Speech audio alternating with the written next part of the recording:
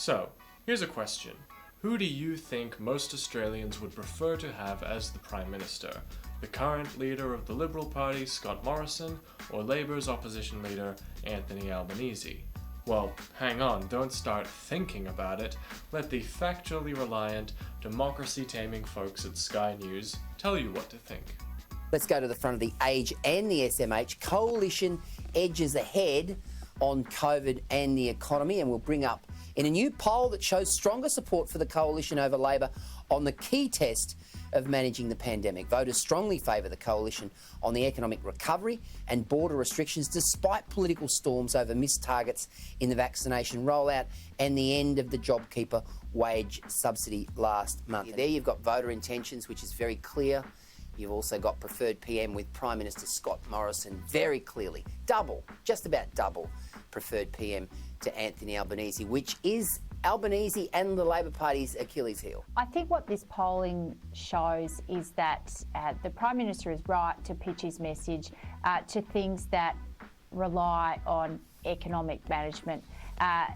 Labor pitches their message to certain social issues, and I hate the term the bubble issues, because some of those issues do bite outside the bubble, and we are seeing that. But by and large, Labor has concentrated the last couple of months on social issues and other things that they can get quick media traction on. Well, there you have it. Scott Morrison is the preferred Prime Minister of Australia. Sorry, Anthony, you're just focusing a little too much on social issues at the moment, and there's definitely no cause to be talking about those things, so you're just a bit too out of touch. Morrison is keeping us on track. Which might be a reasonable conclusion to come to if this poll was at all reliable or even representative of the Australian population's opinion, but it's not, and there's a reason for that. Polling is a regularly utilized tool by media outlets to, supposedly, report on the snapshot of opinions regarding a certain issue by a representative group of a certain population. In this case, the Australian public regarding who they think would do a better job at managing the COVID crisis and who they plan on voting for in the upcoming federal election. And in recent months, there is a strange trend occurring where, despite all the scandals that have come out of Parliament, the Liberals are still the preferred party by the majority of Australians. Only, polling in general is highly susceptible to manipulation. Poll results can be influenced by a wide variety of seemingly insignificant factors. According to Pew Research, a US-based polling company that researches polling methodology, the choice of options provided, how each option is described, the number of response options offered, and the order in which options are read all have an effect. Even the phrasing of a topic can skew results one way or another. For example, if you asked people if they were in favor of government support to the poor, you'd get a more positive result than if you had asked if they think the government should invest more funding into welfare, as an example. So the precise formula of the question and the provided possible answers are very important. And the topics can vary from who do you think is the better leader to how confident are you in the security of the Australian economy, and if a federal election was called tomorrow, who would you vote for? However, each of these could hypothetically be used to assert the preferred leading party of Australia, baseless as that claim may be. And aside from all of that, sometimes they're just wrong. The 2016 election in the US had polls that suggested the opposite result would be true, and again in Australia's 2019 federal election. Even Joe Biden's win in the US, while predicted by the polls, was a much starker reality than the surveys were indicating. But maybe this poll presented by Sky News was one of the good ones, with unbiased phrasing that didn't lead the participants one way or the other. Maybe. We don't know.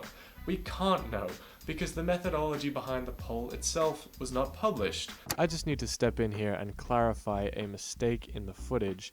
There is a published methodology behind the poll Sky News is citing on the Sydney Morning Herald's website, where they go into how their data was found, so I need to point out that my coyness here is somewhat unwarranted. However, I also think it's important to note that these primary points are maintained regardless of the methodology's availability. 1. These surveys are still susceptible to manipulation and leading participants to certain answers.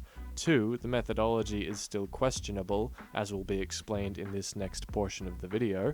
3. Sky News is still trying to manipulate you. More on this later. Thank you for your patience. Back to the video. Which brings us to another flaw in these poll results. Very few polling companies reveal how they find their target audience, or even what percentage of their target audience responded to the provided surveys. The conditions of the poll and its methodology are rarely disclosed, so it could be as valid as an in-person voluntary questionnaire, or as sketchy as an online survey where participants are answering as quickly and as carelessly as they like. And the methodology is important here. Pew Research estimates that only about 5 to 15% of people contacted on the phone are going to respond to the poll. So when it comes to being a credible representation of the general population, they're useless. And even for the sample sizes that are generous with their time, the sample size to begin with is often too small for it to reflect even 0.5% of the electorate. Resolve Strategic, for example, regularly includes only 2,000 people in its sample polls for the Sydney Morning Herald and The Age. Wait, that sounds familiar. Let's go to the front of The Age and the SMH. That's interesting. So sure, these types of polls are useless junk sociology that are being presented as newsworthy. But why? What's the point of sharing unscientific polls on the most popular news program in the country? Well, it's a pretty simple answer, but it's a pernicious one. There's a phenomenon called the bandwagon effect, which is essentially the public opinion impining upon itself. To sum it up, people who haven't made up their mind about who to vote for mostly just want to back whoever they think is going to win. Policy and presentation aren't a factor to these people, so if an undecided voter sees this garbage presentation by Sky News, they'll lean towards voting for the LNP at the next election, simply because they now believe most Australians would want them to do that. But, of course, this isn't just Sky News' responsibility. We need to take a look at the companies behind the polls that are being cited. So, the one that was mentioned before, Resolve Strategic, was founded by a guy called Jim Reed, who is mentioned in the company's About page as being a pollster for the Sydney Morning Herald and The Age. So there are immediate ties to Peter Costello's Nine Entertainment. And they're certainly not the only players involved. Among others, there is also Newspoll, which is published by the Australian newspaper, so if the name didn't give it away enough, there are direct ties to News Corp and Murdoch. And it's also worth noting that these polling companies are under no obligation to release any of the results that they find. So even if the results of a poll came up with a majority of support for a Labour government, it's more likely to get torn up and burned than published in the Murdoch or Costello media. So when you see a media outlet like Sky News taking a poll from the Sydney Morning Herald or The Age that was conducted by Resolve Strategic, that is more than a misrepresentation of statistics. They are manufactured statistics, produced with the sole intention of manipulating the undecided voter. And this strategy works at not just the federal level, but at the state and local levels as well. And it is then made all the more poignant by the media then endorsing specific candidates, being the final blow for that alleged 24% of undecided voters, shifting their vote towards who will best benefit corporate interests. Now, just as a disclaimer, of course not all polls are useless and designed for manipulation, but in a case like this, if you ever hear from a questionable source about public opinion swinging towards one party more than another, take care to consider who is presenting this to you and why. When it comes to these polls like the one held up by Sky News, there is no transparency. You are not being helped to make an informed decision. You are being told what to think. And the more you understand what exactly you're voting for, the better it will be for yourself and everyone else. Thanks for watching.